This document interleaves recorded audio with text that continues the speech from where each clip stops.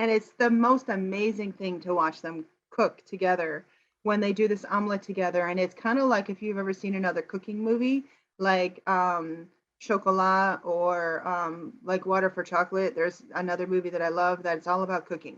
And it's just slow motion with the food, and it's the spices are mixed together, and it's just like a spiritual experience, to see all this happening. And it's so fun to watch this all happening. And then he says, no, more spice, or putting all the ingredients in, and you see them mixing it all together and then folding it on. Thank you, Laurel, for joining me. And today we're going to talk about the 100-foot journey. Yes. So it's a lot of fun to do a movie review with you because we haven't done that before. No, we haven't. And Yeah. so tell me a little bit about the movie. I watched it, but tell me like the summary about this movie. Okay. So first of all, it comes from a book. It's called The 100-Foot Journey, and it's by Richard C. Murray. And it's about a young Indian boy who becomes a 3-star chef in Paris. Born above his grandfather's modest restaurant in Mumbai, Hassan first experienced life through his father's cooking, but then some tragedy struck and the country was overrun and they had to leave India. So they decided to travel all the way to Europe, and they ended up opening an Indian restaurant in Lumiere, which means light, in a small town in the French Alps. So the problem is they decide to open up this restaurant, this old building that used to be a restaurant of something else. They took it over, and they're 100 feet away from this 4-star restaurant that Madame Mallory has spent her whole life building the reputation of. And she's very proud of her French restaurant, and she would love to get another Michelin star.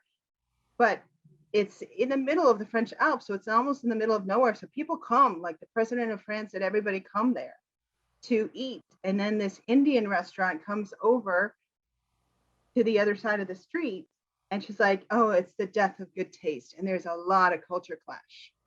So it's a fun movie to watch in that way.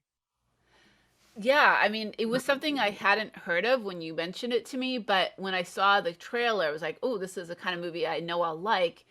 And one thing that I really like about it, especially for our purposes, is that it is kind of a story about languages, and a story about English being important because this family comes from India. The son Hassan knows some French, but he's not completely fluent.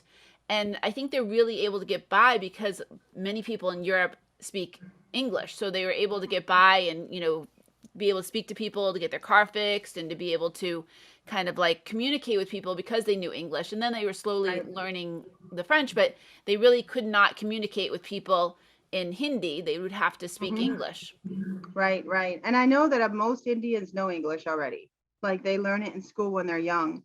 Hindi is their first language, or there's other Indian languages too. But the main connector in this movie is English. Yeah, absolutely. Hmm. Yeah. So, and I think in a lesser degree, people in France speak English. Maybe it's more of a young person thing, because I know when I went to France, there was a lot more interest in speaking English to me from the young people, and the older people only spoke French. And so I was learning French and teaching English, or speaking English at the same time. And I know when you go to another country and you're like, I want to speak this language, and everybody's like, no, I want to speak English. There's a little bit of a conflict there, because you're like, and the funny thing is, I walked into a French bakery and I said I wanted something in French. And they're like, oh, are you German? And I'm like, no, I'm an American. So as soon as you open your mouth, they know that you're not from the country. But that's okay, because that's what everybody in this group, is working through, is what does my accent sound like? And is it okay? Am I communicating? It's okay if I don't sound American, but at least can you understand me? And that's the most important thing, is do you understand me, and can I communicate what I want? And in France, if you don't know any French at all, they're not going to help you as much. But if you know some French and you try, even if they don't think your accent is authentic, they'll still help you. At the beginning of the movie, they have some car trouble, and the young man, Husan, he tries to speak French to this woman that stops, Marguerite, and he's trying to struggle with like, how do I find a mechanic, and try to say these words that are probably very difficult to know in any language if you're learning. And then she's just, do you speak English? And he's like, yes. No, arrêtez. Breaks. Do you speak English? Do you? Yes. Okay, good. And he was so relieved. So he was able to say, do you have like a rope? Can you help tow the vehicle? Right. So that was like, he did try to speak the language, but he just wasn't able to like express what they needed. Yes, yes. It's really hard to know every language, every word you need in some emergency situation, you know? So it's definitely very helpful to know. The whole culture clash is there. And we could talk a little bit more about that, because here we are, you know, having these Indian people from India come over here and assert their culture and their passion for their food into this French culture. And the young chef says to his father, well, they don't know this food. He's like, well, you know, they need to learn it. Is the president able to order tandoori goat? Cooked the way Hassan cooks? Excuse me. Sprinkled with roast spices? Papa, the restaurant doesn't serve those things because the people here don't like to eat those things. Because they don't know. They have never tried. Now they shall. They need to come and try it and they'll like it. So, I mean, that is a question or an issue with, you know, how much of our culture should we bring over and how much should we learn from them? I like the fact that it's like, okay, that's because they haven't tried it. And an interesting thing is that the young man, Hassan, he becomes friends with Marguerite, and she's this sous chef. So that means like she's learning to become that top chef in the restaurant. And she kind of lends him or gives him some French books. And he starts to kind of get some interest in the French cooking. And then I believe like when they were going to open their restaurant, they had some issue because the Madame Mallory bought all, she was given the menu for for the Indian restaurant by Husan, and he thought she just might be interested in the food, but she actually took it to buy all the food they would need for their opening night from the local vendors. That was mean. Absolutely. It was very mean. And they had to drive further and buy this food and barely got it back without all the ice melting and stuff. Ah, crayfish. Bonjour, messieurs. Ah, bonjour. 2 kilos de écrevisses. Pardon, monsieur, mais toutes les écrevisses sont vendues. Huh? Vendues. What did he say? The crayfish are sold, he said. All of it? Vendues. Completely. Toutes vendues. Tout le vendu. Tout est We vendu. will, pay you, écrevisses. we will pay you more. Vendu. There's not another box, sir. Aucune écrevisse. But my point of bringing that up too was that when they weren't able, some of their dishes requires like cooking it for like many hours or days, and they couldn't do that. So he's like, oh, we're going to add some wine. And the brother said, we don't cook with wine. He's like, well, we do now. We have to kind of make some adjustments and it'll add flavor. So he already started to think about, how can I mix this whole French cooking with the Indian? What is the time? You don't want to know. Hassan, now we won't have enough time to cook the mutton properly. We should just take it off the menu, yeah? No. Rest it in a little red wine and add crushed cardamom. Wine? We don't use wine. This is an emergency, Mansoor. Wine will flavor the meat. One in Rome. Yeah, well, we're not in Rome, are we? Exactly. And he's, you know, this is an emergency situation, right? And so, but as soon as one time, and maybe it's good, you know, I mean, maybe you and I are cooking and we don't have what we need. And so we substitute something, we like it better. We might cook it that way from now on. And so it is interesting to see what your experience is. You're comfortable with this, but then you try something new and you like that. And then you say, oh, I want to try this again, you know? So I think it's important for us to have an open mind when it comes to cooking or to culture or to whatever, to try new things. Yeah. And there seemed to be this clash going on, this almost war between Papa, the father, and Madame Mullery. throughout. And I think it came to a head when I think they decided that the Indian restaurant decided to stay open on what seemed to be like was it the Independence Day or the Was it on 4th of July or the 14th of July, which is their 14 de Juillet, which is their Independence Day? Yeah. yeah, so their Independence Day, and they stayed open, and so there was like this big clash, and then her head chef went and tried to sabotage that restaurant, start a fire, and sprayed paint, Graffiti. something very awful on the outside. I Yes. didn't really catch what it was, but I think the meaning was like basically the Indian people cannot be French and French people cannot be Indian. Yeah. And the Madame Mullery, when she discovered this, like she decided that was the end of the war. She dismissed or she fired that head chef, and they started to come together. Yeah, yeah, it's very true because, it's one thing to make sure that the person, doesn't have the food they need or, to distract people away from going to the restaurant or something that's bad, but it's not criminal.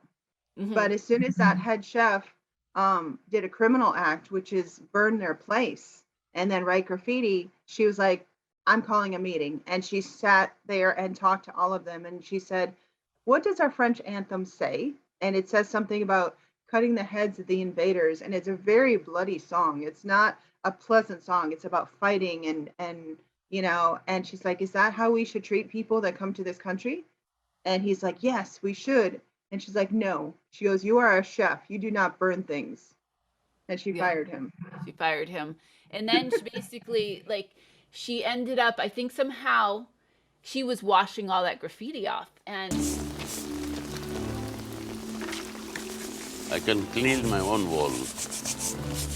The outer wall is not your wall. Technically, it belongs to the village. Ask the mayor. I know because I had a clever plan to have it raised many feet so nobody could see your restaurant. And the father, Papa, first came and brought her the umbrella and said, this is my wall. You don't have to do that. But then after that, Husan came out and he's like, I want to cook you an omelet. Now, he couldn't actually cook at that moment with his own hands because he got burnt during that fire. But he said, I need to use your hands, but I want to cook an omelet for you. And there's a particular reason that goes back. We need to kind of backtrack that his friendship with Marguerite, the sous chef, said the way that Madame Mullery chooses chefs is that she has them make an omelet for them, and her tongue decides after that first bite. Madame Mallory says that she knows in just one mouthful if a chef has the potential to be great. Yes, yes. And it's the most amazing thing to watch them cook together when they do this omelet together. And it's kind of like if you've ever seen another cooking movie, like Chocolat or like Water for Chocolate. There's another movie that I love that it's all about cooking. And it's just slow motion with the food, and the spices are mixed together, and it's just like a spiritual experience, to see all this happening.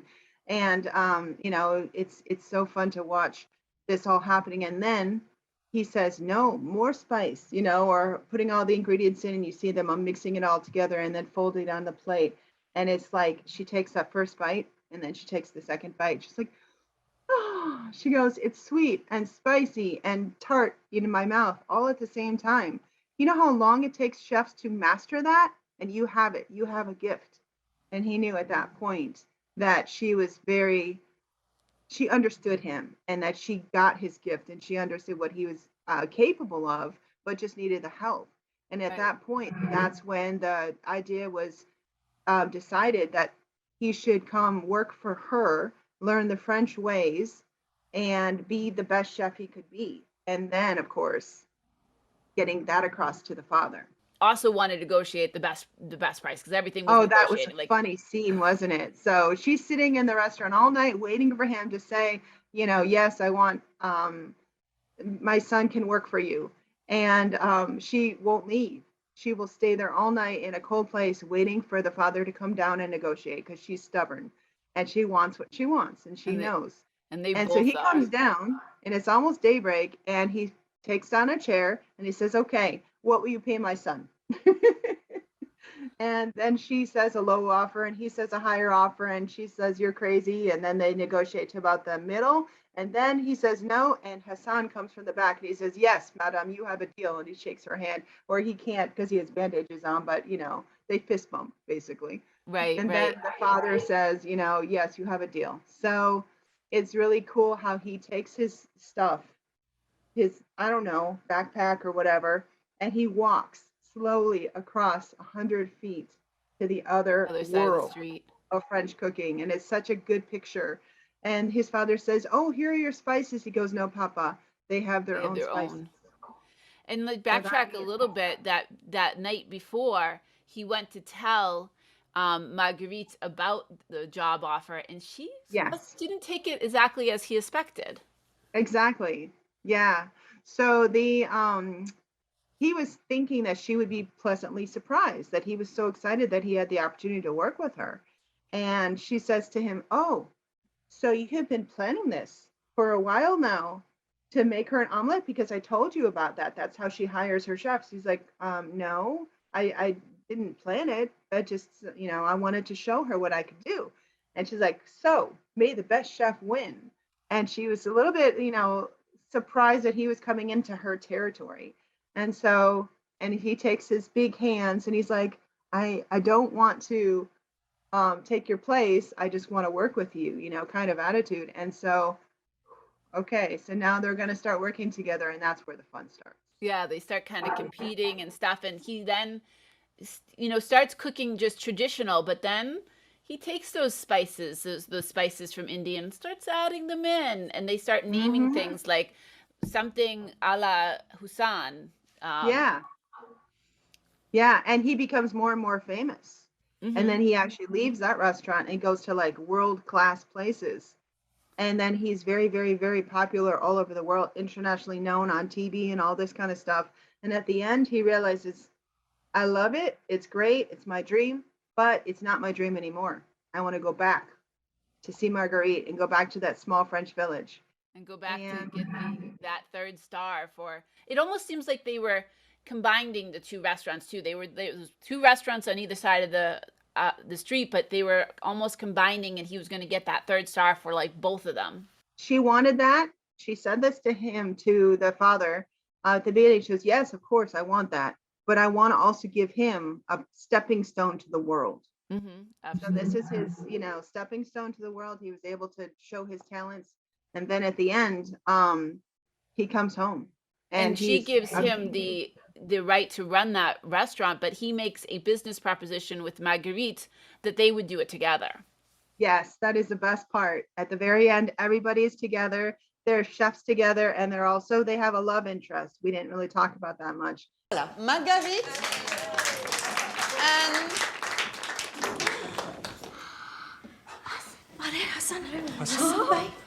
but they are together as a couple, and they're so good together. Even the Indian and French people, come together in that couple, and it's just amazing because it doesn't matter what country you're from. You can fall in love with someone else. You will have cultural issues. So anybody out there wanting to marry somebody from another culture or be with somebody from another, yeah, you're going to have challenges. As Yep. You've got a Russian husband. Exactly. I was my children's father's from Russia, and another love interest was Papa and Madame Mullery. They started to kind of like go dancing together, take walks together to pick flowers, but she said it was mushrooms. Remember that time we were taking a walk along the river, we picked flowers and we did their not pick colors, flowers. We were looking for mushrooms, and we found flowers. which we picked. Yes, well, we picked flowers, of course, but we were looking for mushrooms. Anyway, And before you know it, he's like, you're almost like a girlfriend. And she got like, she seems like she's really upset, but she just went across the street to say, well, I thought maybe you'd like to dance with your almost girlfriend. So at first he thought she was like upset that he insulted her or something. Yeah, because they're older. They both, his wife died and her husband died, and they're, older, and they're not looking for love at all, but I think it's just they have good spirits, like strong, stubborn, proud spirits. And so, of course, when they're negotiating, and then Hassan says, yes, I want this. He goes, you just came in and spilled the whole game. like the fighting is almost like a game, And so he and Mallory, Madame Mallory, are very much like this. They're very proud, but they're very open, at some point to somebody that's their level, that they're, they can get along with. And of course, it's more companionship than anything else. But it's a great thing to see those two together, just having some fun together, like fighting and competing and, joking around. Yeah. And lastly, I think I was very surprised. I knew that you know French, but I didn't know that you taught French too. So that was, I guess, part of the reason you told me that you're interested in this movie is that you Yes. know Yes. and you've been to Paris, you know French, and you teach French as well as English. Yeah. So as you can see, I have the Eiffel Tower behind, and there's a bee, and I love anything French. And I've been teaching it for a while. I had to learn it again because I learned it in college. Knew it, some of it my whole life, but learned it in college. Went to Paris, the suburbs, and did some stuff there for a couple weeks on a church trip, and then forgot it. I didn't remember hardly anything. When 20 years later, I'm trying to teach kids how to speak French again. I'm like, I got to learn this again. So it's never too late to revive your rusty language skills if you ever lose them. But it's so much more fun now to speak French than when I was young. Although I loved going to France and looking at all the French versions of everything English. And the way they say the words and everything, it's so much fun to look at the differences. But yes, I love the French accents in this movie. I love listening to the French speaking and being able to understand most of it without subtitles. And when you get to that point, it's a lot more enjoyable to watch a movie that isn't partially in another language than to have to look at everything like they say and not know anything except if you read the words. Subtitles, Right? yes.